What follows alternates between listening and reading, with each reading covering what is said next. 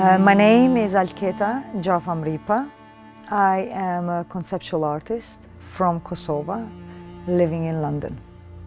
I grew up in an artistic family, and seeing my father from a young age, always painting, expressing himself in a visual way, expressing his, I suppose, struggles of the nation, Albanian identity, pain, segregation, fear. I thought that that was the way one expresses himself. And in 1997, I moved to London. I moved there to study fine art. In 1998, the war broke down in Kosovo, and I couldn't come back. The first time I went back, it was 2003. There were lots of stories of women and girls and boys and men that were raped. We talked about it. We knew about it. So, yeah, since from the beginning, we knew that. I knew that. But it wasn't until 2013, which means 10 years after, when I was confronted by a TV interview and I watched how a woman behind the curtain was talking about sexual violence, what happened to her, and no one is thinking of them. And my reaction was like, I'm thinking of you. We are thinking of you. And that's how the title of the installation started. Then I started thinking of the woman and the girls and the symbolism of the dress and the skirt. Because they didn't want no names, they didn't want no faces, they didn't want no numbers. So I had to protect that privacy. And everyone can donate a dress.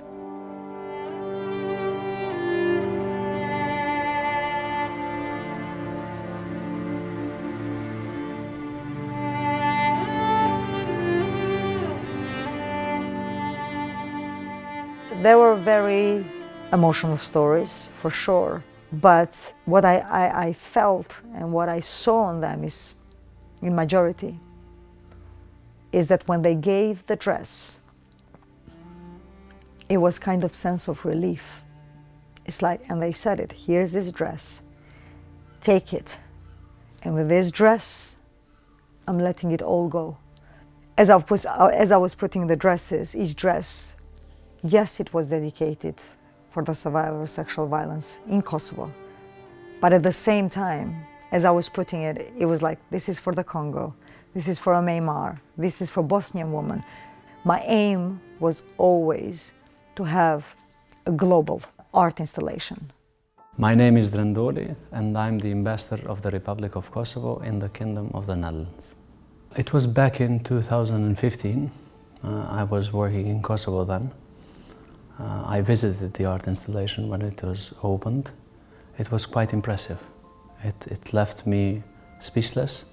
And when I arrived here in The Hague, I was walking throughout Langeverhout one day after a conference that we discussed, among many other things, war crimes.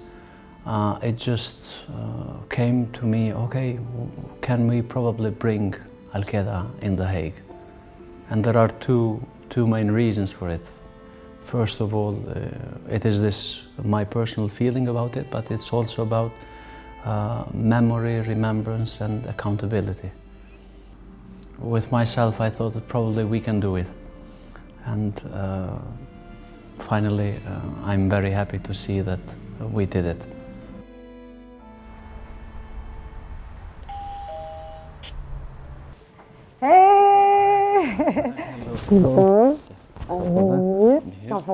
Oh, faleminderit. Po nis, dësysh, mirë, krejt në rregull, gati jon sendet, menxis po presim ma.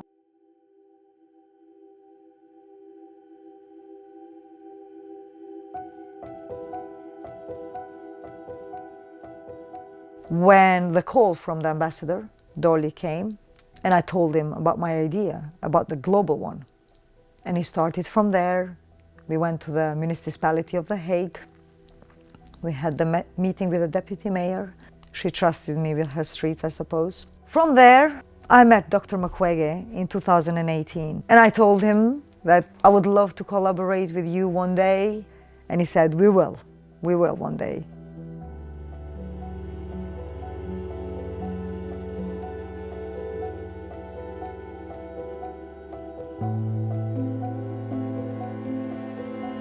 And when we speak with Ambassador Dolly, I say that I would love to collaborate with Mukwege Foundation because they have their offices in The Hague.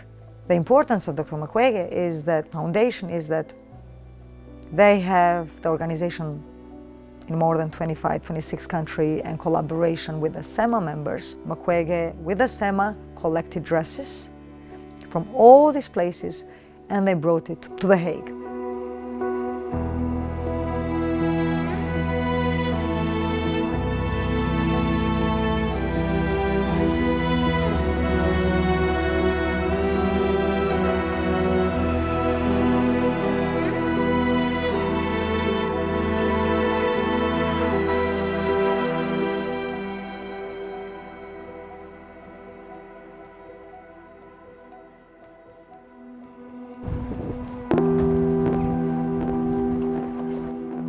Strong. It's nice.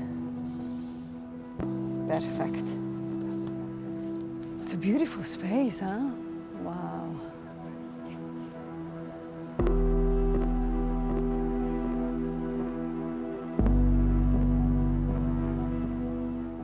And now slowly you're gonna see it. It's coming to life. The stories are gonna come to life. And they're gonna be like, you know, the flags of the countries when they say, here we are, this is our country. These are gonna be the stories and the flags of the women, of the survivors coming all together in one. I'm hoping that the key decision makers can really work towards the changing of the policy of the survivors and bring actually their stories to the forefront to change the law.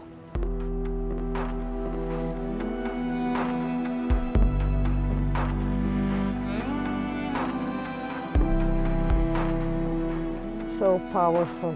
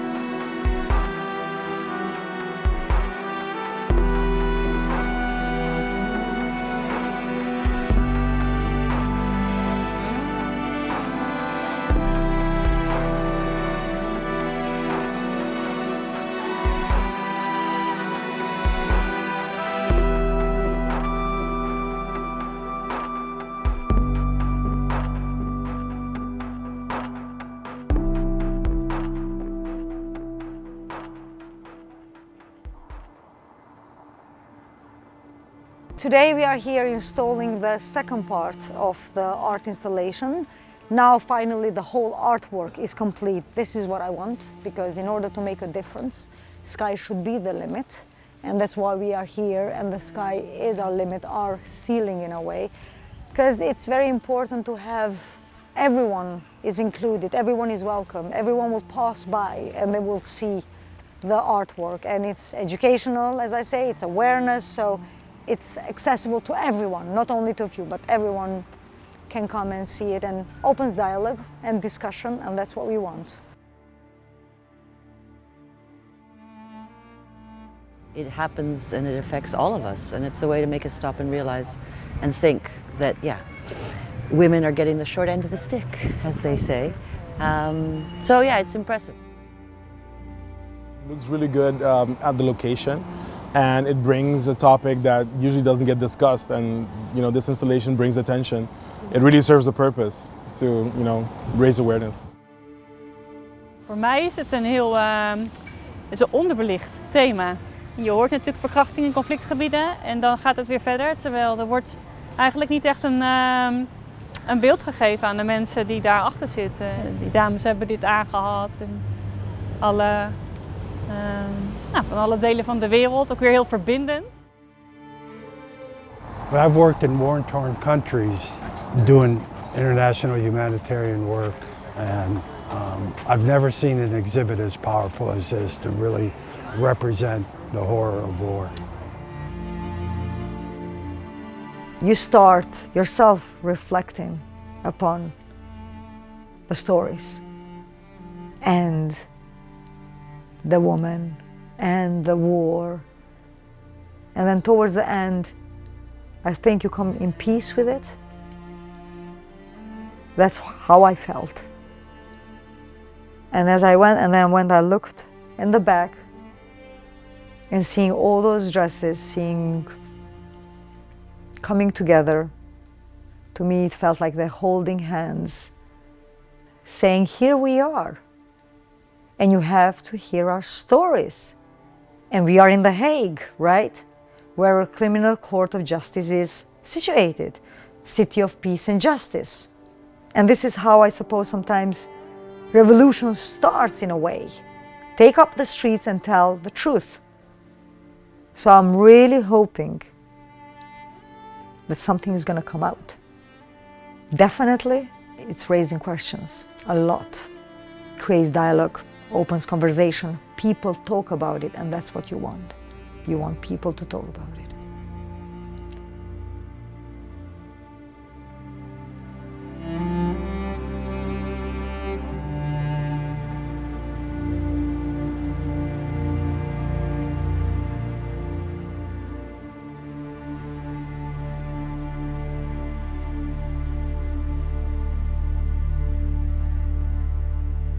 I'm Denis Mukwege from Republic Democratic of Congo. I can say that it's very emotional. It reminds me, some of them I've treated many years ago, and especially when I can see the dresses of children, it's just giving you this feeling that you got when you treat them for this horrible rape and destruction of their body. You can't understand why someone can destroy another person like that. And to see these clothes is really bringing me very close of victims I'm treating at Panzi Hospital. The Red Line initiative is coming from the Mukwege Foundation. All this hanging, I have a red line, because we have not only to get compassion and for victims, but we need also to prevent. Today we know that it's happening everywhere, but it's our responsibility to say this must stop. There is no reason that rape can be used as a weapon of war.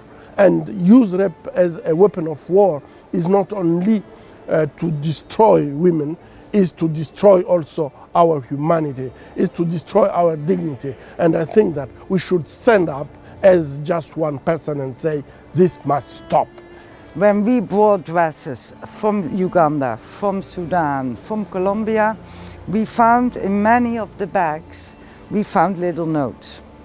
And some survivors had put a name on the dress. So for them, it's really a sign, we're ready to break the silence, but we want you to act.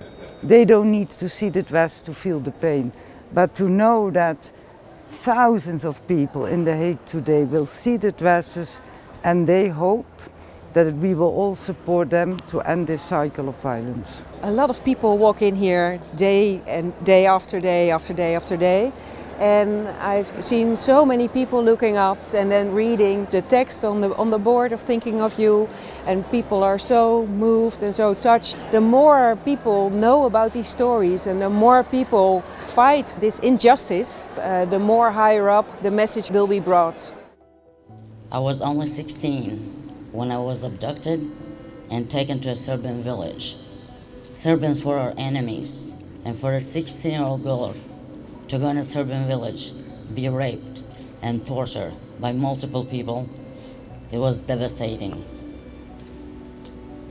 Just as felt the only hope or the only strength I had that needed to be done, it was to bring stigma and start speaking of the hideous crime that Serbia did to 20,000 men, women, including children as young as 5 that were raped by Serbian forces. Alketa, I want to thank you for this expedition, not just doing it in Kosovo and in Hague, but I'm hoping it will go across the globe, because we want nothing more than to be heard, to be believed, and to be joined to fight to end stigma, but most importantly, justice. Thank you all very much.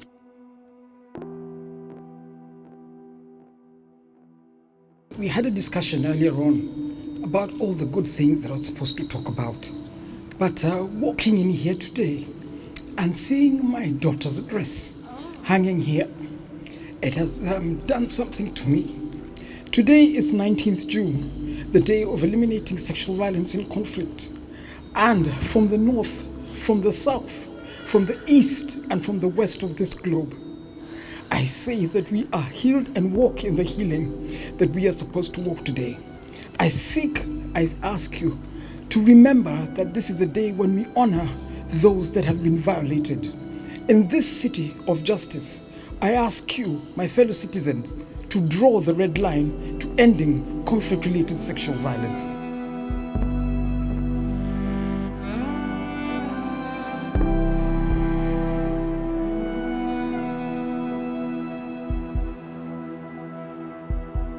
أنا بس بدي أقول لهم إنه يا ريت يوصلوا أصواتنا كمان وكمان لحتى نقول ستوب للاعتقال وللعنف الجنسي، لنعيش كلياتنا بسلام.